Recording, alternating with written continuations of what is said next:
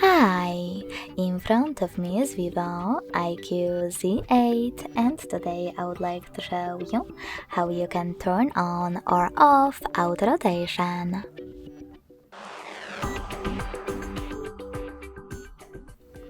Begin by going into the app menu and looking for auto rotate shortcut.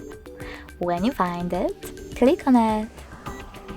As you can see, mine is now gray.